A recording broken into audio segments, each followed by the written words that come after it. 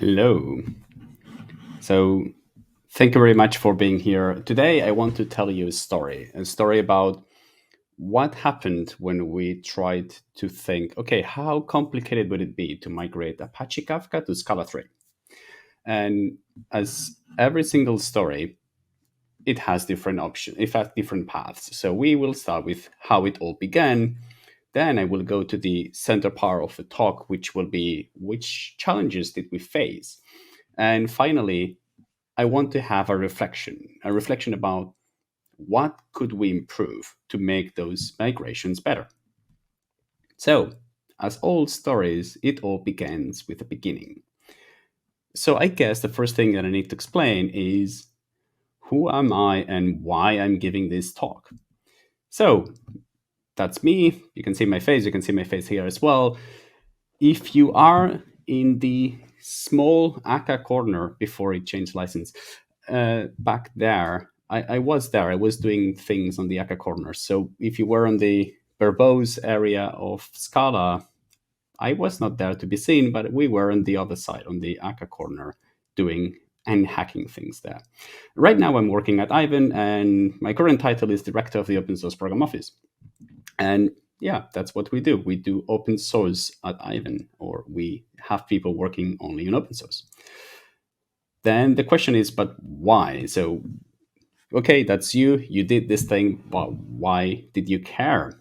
So, a brief introduction. Ivan offers managed open source data infrastructure as a service, and among many services like Postgres, like Cassandra, like OpenSearch, we also offer, you might have guessed that thing, Kafka.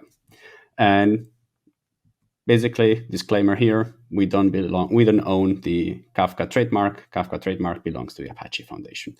So, disclaimer there.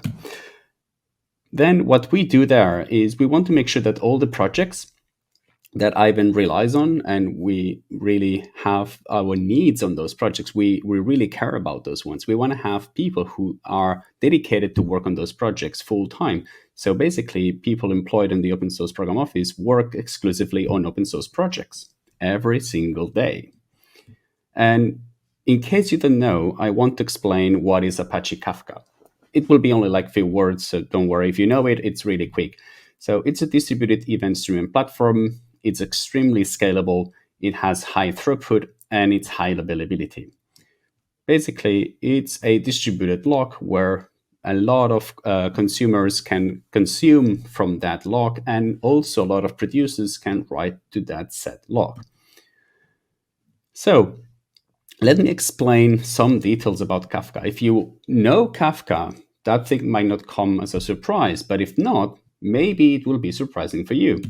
So Kafka is actually partly written in Scala. 22.3% of the code base is in Scala, and 74.7% is in Java. 3% is basically bash scripts and Gradle builds and other kind of small scripting. So there is a substantial part of Scala in Kafka, but it's not a complete project in Scala. It's one of those things that it's a hybrid, which happens quite often on the wild, but probably not that often within the Scala community. It compiles against Scala 2.12 and 2.13. It uses Gradle as a build tool. That's the first thing that might be, that's not as easy as it could be. Kafka core is mostly written in Scala, and the rest is written in Java. So the code that we will find written in Scala is mostly on Kafka core. There is also Kafka Scala streams, which obviously are written in Scala, but the majority of the code base in Scala is in the core. It's what makes Kafka Kafka. And there are no macros nor type classes. There are some type projections, but in general, the type of Scala used there is fairly straightforward. It's more or less vanilla Scala and not much fancy features. So I thought, okay, Scala 3 is out of the box. It's released now. I should try. I should give it a try. I should try to migrate Apache Kafka to Scala 3. And actually, I thought that might be a walk in the park. Or maybe not. And No, that was the road that I found there. So it was not a walk in the park. It was step, rocky, and on the side there was a big, big, big drop. So let me explain what are the problems that I found. Uh, Several moons ago, I decided to upgrade Apache Kafka to Scala 3 and started with a PR. And I started thinking, okay, what can I do? Okay, we use Gradle. That might be a problem. So, okay, it shouldn't be that complicated. Probably I just need to upgrade my dependencies to point to the right Scala 3 libraries. I know that some libraries change the name, so I might need to do some small hacking there. It should not be complicated, right? So let's replay what I said. It's like I need to change that thing, right? Change dependencies Gradle. I might need to tweak something on the build Gradle. As I said, some magic with version names, but that should be it, right? And yeah, done. I have a project already trying to compile in Scala 3. And that was my first attempt. You can see that the PR is closed because it made no sense. And actually, it wasn't doing anything that I thought it was doing. I did all that and it failed miserably. So I was really wrong. And I went to the Scala Center, Gitter. That was really long time ago. And I need to thank Tomasz Gotchik because he was the one who took my plea for help, saying, "Hey, we have Scala 3 already released for some time. Gradle has no love. Is the Scala Center gonna help on that area?" And Tomasz said, "Yes, I can do something there." So alone by himself, he introduced support for Scala 3, and you can go to this Gradle pull request 81001, and you can see that he added Scala 3 support on that one. So if you see him, please congratulate him and give him a big hug, because thanks to him, Gradle can now compile on Scala 3 from version 730. Probably you might want to use the latest patch version in there. A couple of fixes were there, but from 730, Gradle can compile with Scala 3. I was extremely happy. I thought, cool, I can now compile in Scala 3. Now my walk in the park starts. And I found this thing. So now I will go deeper onto weirdnesses of errors that I was encountering while doing this proof of concept. I will start with like that with a reproducer. That's an example. Reproducing the bug, not exactly the code that it's in Kafka, so otherwise it would be too long and too complicated to explain, but that's the minimum reproducer to explain what the problem is. So the first thing I found is unit single absorb methods and overloads do not play together that well. Let's go to the example. Let's have those three methods defined there. They are the same name. It's basically asset throws, which takes a parameter t, which should be a throwable. And I have three overloaded methods. The first one is class and executable. And executable is basically unit to unit, so nothing. It does only side effects. Remember, that's Java code. That's to interact with Java code, and we will have a lot of things with side effects. Then we have a couple more methods. Again, it takes a class, it takes an executable again, and it gets a message basically to show what kind of error. But there is an overload for that one, which is getting a class, taking an executable, and taking a supplier, which is basically unit to string. And one might think, okay, that's pretty straightforward. I cannot imagine any problem there. That's the only difference. Please notice that it's a message, which is a string, and it's a supplier of string. Pretty straightforward. If I call the first method, which is asset throws, and I pass a class of a legal argument exception, and I create any executable method there, that's basically generating a number 3. Nothing different there. That compiles on Scala 2.12, 2.13, and Scala 3. Now let's go to the next one. I am trying to do the same thing as before, but I now want to add a string at the end of the whole method. That suddenly doesn't compile in Scala 3. And then I thought, okay, maybe there is something weird. Let's the other one. Let's try to force the supplier and I'm calling the same method again with an illegal class exception. I have the same executable. I provide a provider for this string. So it's basically nothing. So unit to this is a message. And that also doesn't compile in Scala 3. And I was puzzled. I thought, okay, how can I solve this problem? And why do we have this one? After some thinking, I came up with this workaround. Probably you have other types of workarounds, but that's the workaround that I found, one of the easiest ones that I could find. Please notice that the first one works, so that's not a problem. You can do a SAM, so a single abstract method abstraction, and you can basically widen the types. And this one, it's not really an executable because an executable should return nothing, should return unit. In here, I return an int, but on the first instance of this call, the compiler can guess, okay, you are returning an int, but really you don't want that int and you just want to have the unit. So I will let it pass and I let you compile that one. But on the second one and the third one, it doesn't. So I need to force this thing. I need to force the method to return unit like that. And the same thing here, if I change it to return unit, then suddenly everything compiles. So as a good citizen, I went and I created this issue. It was discussed, and unfortunately, that's not solved because apparently it conflicts with some existing Scala 3 code that makes functional code fail, and that would be a big mess because actually that was already deep into Scala 1 versioning. So a lot of artifacts were already released, and that was not the right moment to fix this breaking change. So my first issue filled with the Scala compiler was a failure. But anyway, I had a workaround, so I could live with it. I could change the code base. I changed that, I continued, and I found another bug. In this particular case, it's the no static for water methods in trade companion. And please notice that it's on the trade companion. It only happens when the companion is a trade. Some of you might remember from Scala 2.10 times where there was no static for water. And in Scala 2.12 and Scala 2.13, that was added. And that was really awesome for Java code interacting with Scala. That was perfect. So let's go to the reproducer.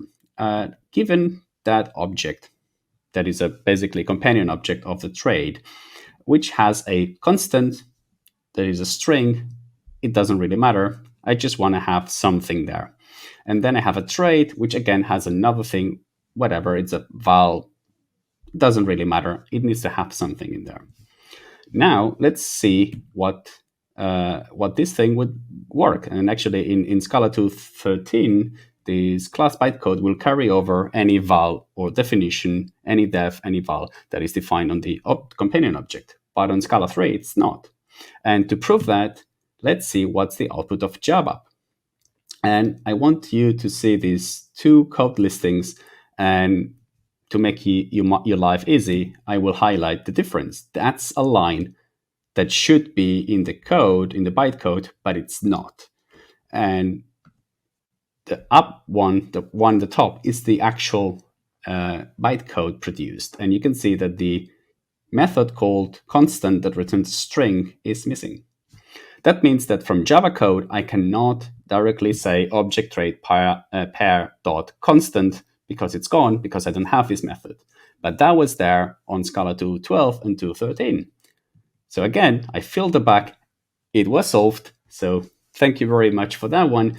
It's bug 13572, and it's available from Scala version 3.10. So before than that, you will have these problems from 3.10. It will work. One might think, okay, that was it. That was the last thing I found. No, I found more strange things. And the more it goes, the stranger they become. In this particular case, it's variable handling in supercalls. So given this class, which is a class with a lambda, I have a class which has a parameter in the constructor, which takes a unit to long. It's what in Java one would call a producer of a long. And then I want to extend this class, and I want to define a var on the constructor. So I want to have a MSG method that has a getter and setter. So I want to be able to set and get that value, which is a string, and I want to fix the value of the lambda. I want to define that, yeah, for this particular class, it's always a producer of 1. And when I try to instantiate this, actually, it compiles, but it fails at runtime. And that's terrible because I was trusting the compiler. At that point in time, I stopped trusting the compiler. I couldn't I couldn't think that, okay, if it compiles, the type safety will be fine, and I should be able to think that when it runs, it will run as I expect. But in this particular case, thing was compiling perfectly fine, but it was failing at runtime. And the error was also strange. It was a Java lang verify error, bat type on operand stack. I was completely puzzled. I created the bug, but together with some people on Scala Center and the Lausanne University, we could come up with a workaround, which is this one here. Given the same class again, I have the same supplier. Now I will extend it with a underscore message. So I should not use a var. I need to take a random parameter name and then define the var in the body of the class. And that works. So I cannot define anymore a var in the constructor. So I want to get getters and setters on Java land, on bytecode land, when I'm extending a class that takes a lambda. If the class that I extend doesn't take a lambda, it works.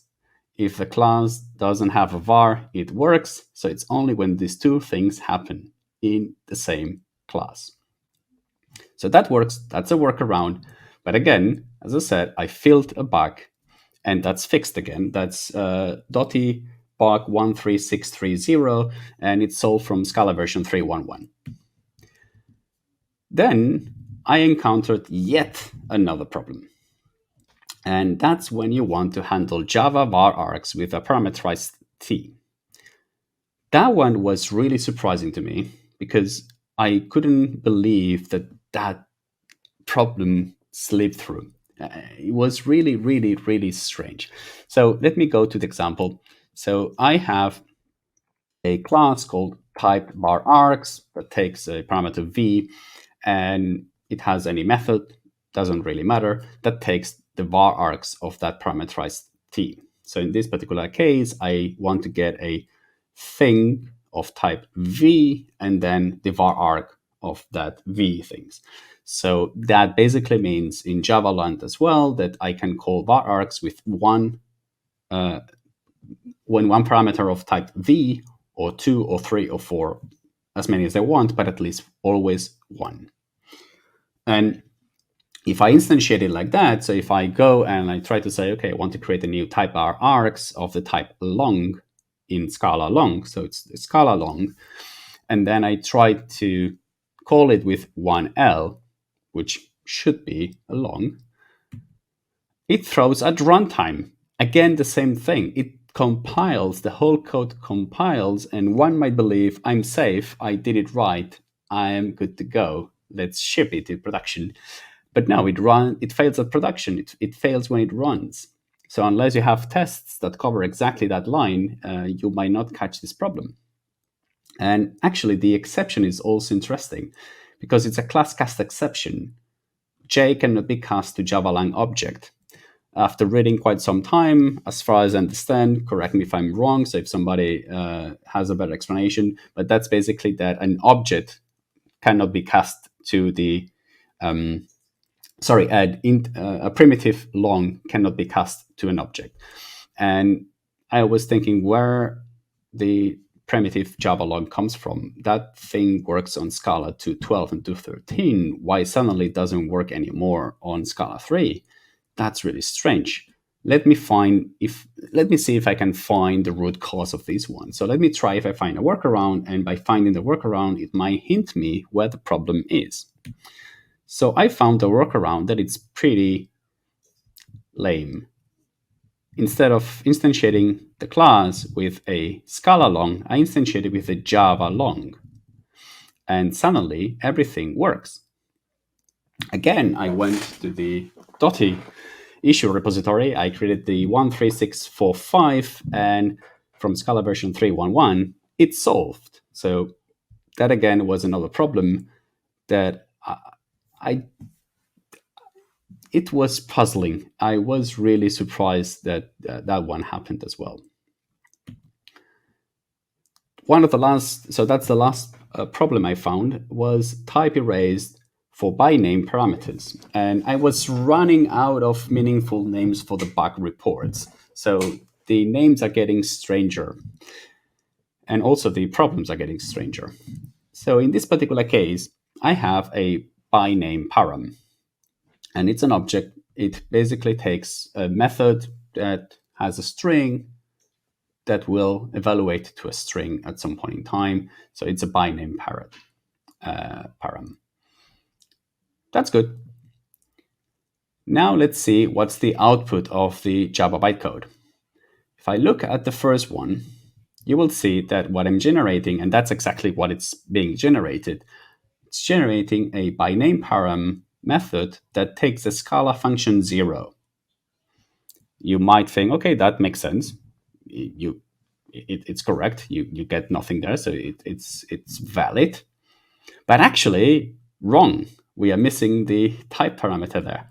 What it should be is a by name param of Scala function 0 with a type annotation, so with a type parameter of Java lang string. And that obviously made that all the code that I have afterwards that was using that was failing because I couldn't get anything back. I wasn't getting a string. I was getting an object all the time because the bytecode was losing the type. And how can I solve this thing? Well, filling a bug. I went again to Scala 3, to Dotty repository, and I filled bug 13638, and that one was solved in Scala version 3.12. And after that, that's a summary of all the problems that I encountered there, which some of them I was puzzled that they happened. I managed to compile Kafka in Scala 3, and I was happy. And the PR was there, so it was a proof of concept. It was not meant to be merged. It was just meant to be, is it even possible? And the answer was yes, but it was easy. It wasn't probably the most easy thing that I was expecting. I started the whole journey thinking, let me get some quick win. I know some Scala. Kafka has fairly easy use of Scala. Let me do a quick thing. And it turned out to be like a couple of months of work. Actually, 3 months probably. And yeah, it was more complicated than I was expecting. And now you might think, but yeah, well, you're talking about the past. You're saying, I started the whole thing by saying many moons ago. But the thing is that it's not solved. We need to sit tight. The migration for Apache Kafka to Scala 3 will only happen when Apache Kafka 4.0.0 release happens. And actually, this week was a conference that is basically the successor of Kafka Summit, which is now called Current. And in there, more or less everything revolves around Scala and other streaming technologies. And in there, it was announced that Kafka 4.0.0 release will happen by the end of 2023. And as Kafka also has strong compatibility releases, 2.12 and 2.13 will still be maintained for the whole 3 cycle. And the 4th cycle will only start by the end of next year. That means that we will not be adding another Scala version in the compiling mix until 2.12 is out of the picture. 2.12 was deprecated in 3.0.0 and only can be removed in another major version, which is 1 year down the line. So that means that this proof of concept that I did will never be merged, at least it will not be merged, until the end of next year. And that sounded a little bit depressing on my end. And as I said, 1 year in the future. My next part is now going away from the technicalities of the problems that I encountered and trying to make everyone in the community reflect on what happened, and why happened, and what can we do to change and improve. That part is not happy. I don't have a message of happiness. It's a slightly sad. That graph there is the usage of Java and Scala on Kafka. You can see on the x-axis is the versions of Kafka. It starts with 0.8.0 and it ends at 3.3, which was released some days ago. The red line is Scala and the blue line is Java. Kafka started having more Scala code than Java code. But if you look at the evolution of both languages, Scala stayed fairly flat. It grew slightly, so it went from slightly less than 200,000 lines of code to 300,000 probably. And Java grew at every single version several steps higher than what Scala was increasing. So the question I have is it fading away? Of course, I'm not talking about the whole ecosystem and every single open source project, but Kafka was one of the projects, one of the big projects that was using Scala. And I can see that over the years, the usage and the percentage of Scala written in those projects has gone lower and lower. As I said before, it was 23% right now. It started with over 50%. So I think we should take this thing as a warning sign. Another thing that I want us to reflect upon is, why wasn't this more straightforward? Java Scala interoperability, that's a hard word for me, sorry, improved a lot between Scala 2.12 and Scala 2.13. And you can see that the code written in Kafka was seamlessly working completely nice and awesome in Scala 2.12 and Scala 2.13. But suddenly, when we migrated to Scala 3, those problems that, in my opinion, probably should not have happened, they suddenly occurred. And at least I think everyone thought, okay, these problems are in the past. We improved on Java Scala compatibility, and once we improve something, it stays. But as far as I understand, I mean, if Martin Odeski is around and I'm wrong, I would be really happy to know the complete story behind. But as far as I understand, Dotty followed a kind of a parallel line branching out of Scala 2.11. Some of the test cases that were basically checking that Java Scala interoperability were ported to Dotty, but not all of them. Some of the changes that were done during the cycle of 2.11 and 2.12 and 2.13, some of those might have not been ported back to Dotty. And that caused those regressions that we could be seeing in this proof of concept. Why that happened? I think and I believe that could be solved with adding some more projects into the community build.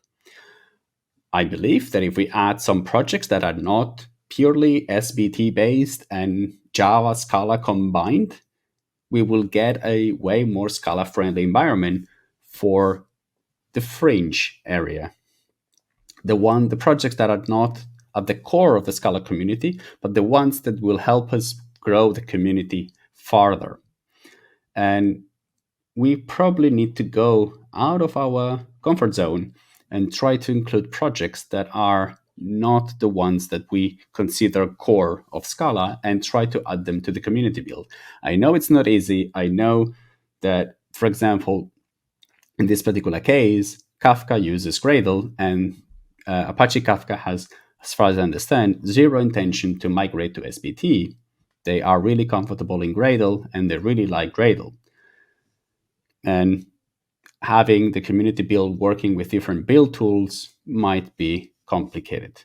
Flink, for example, it's another project that uses Scala, uses Maven. So we need to probably do something there or think how we can improve that situation. Another area that I think we can be of more help, we can just be more present as well, is like hang around on those mixed Java Scala projects. Usually the Scala community is really great and really helpful, and it does a lot of nice projects, excellent projects. And obviously those are done exclusively in Scala.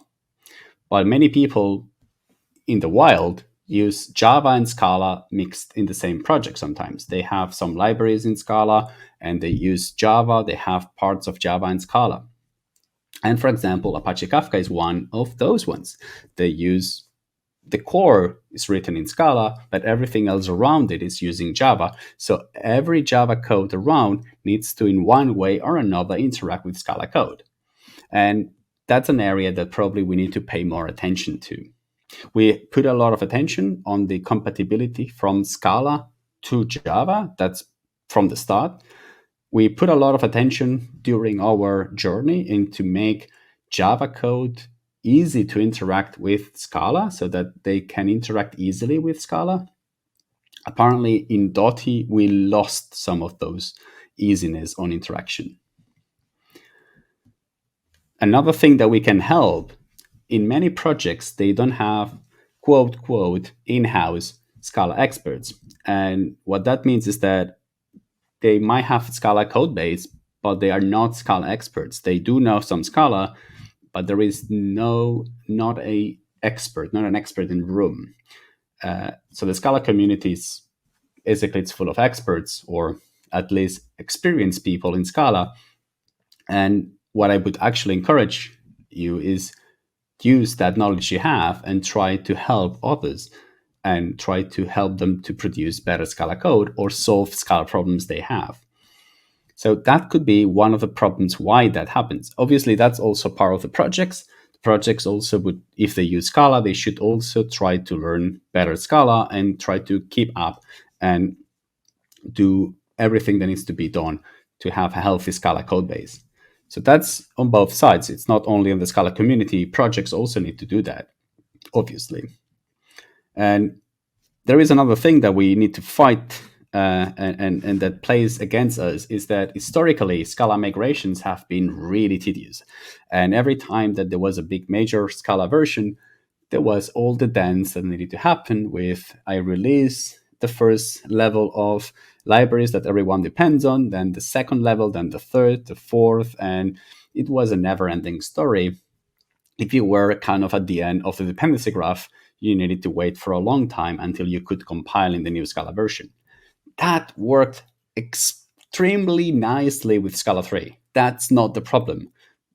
The problem is that people still believe that migrating to Scala 3 will be a huge problem.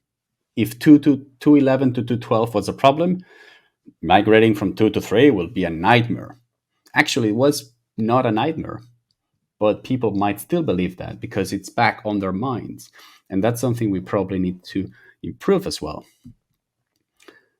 And in case you might be now asking yourselves, how can I help? What can I do? So I want to present you a couple of places where you can help. The first one just happened yesterday. So I updated the slides yesterday to add this button here. So Flink, that's basically one of the projects that uses Scala, is thinking about removing Scala API support. So if you are a Scala developer who uses Flink, and more precisely, the Flink Scala API, please go to these two links. Don't worry, the links, so there is a link to the slide deck at the end of the presentation. You can click those ones and please give your opinion if you are a Flink user who uses the Scala API. The Flink Program Management Committee is really willing to hear your opinions and if that's something they can do or they should postpone. First one. And the second one is the thing that originated this talk. It all started with a Jira issue that I created on the Scala, sorry, on the Apache Kafka board. And I said, okay, well, maybe we should try to migrate that. So I will try first if it's feasible. And that originated in summer 2021. I made a proposal by the end of October. I said, okay, it's possible, it can be done. I'm talking about October 2021.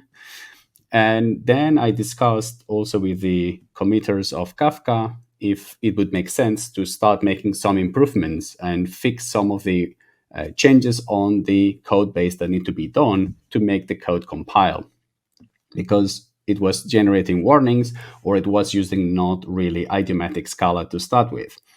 The committee, or basically committers, agreed that that was a good idea. I did that PR, and that PR will be almost open for a year. In a couple of weeks, it will be its first anniversary of the PR open. And as I mentioned before, it probably will be open till the end of Q4 2023. So what can you do to help? Maybe you can just hang around on those projects on Kafka or on that specific PR or mailing list discussion and say that it would be really cool to have this have in Kafka. And I want to end the talk with a call to action to all of you. So if you have time, if your work permits, or if your free time allows it, I would highly encourage all of you to go to some Java, Scala mixed open source projects and spend some time there, try to help there, try to collaborate there. Together, we can make a better open source ecosystem that uses Scala. If you want to read more, I have a couple of links here. The first link is the mailing list thread where I was discussing this proof of concept. The second link is a pull request to the big proof of concept where all the single changes are done. The third one is an in-between step, which was every single change that needed to be done. That was not a bug, but was poorly written Scala. And finally, this whole talk started because I wrote a blog post explaining that journey, and I thought, I think there is a talk in there. And I hope you like that talk. Thank you very much for listening. If you scan this QR code, it will bring you to a website that is basically that slide deck that you've seen. My name is Josep Prat. That's my Twitter handle down there. If you want to tweet about this presentation, you can use the stack. And thank you very much, ScalaCon, for having me. It was a pleasure.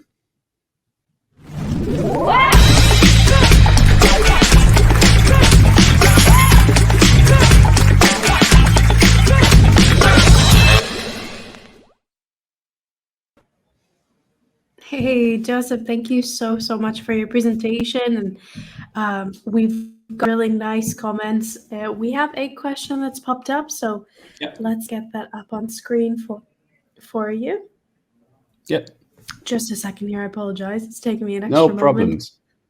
It's only 8 p.m. on my time zone, so it's 8:38. So Yep. I understand. The question is, do you think Kafka will ever be able to support Scala 3? Is Spark also suffering some similar issues which are preventing it to be migrated to Scala 3? Okay, cool. That's a really awesome question. So whoever asked it, thank you very much.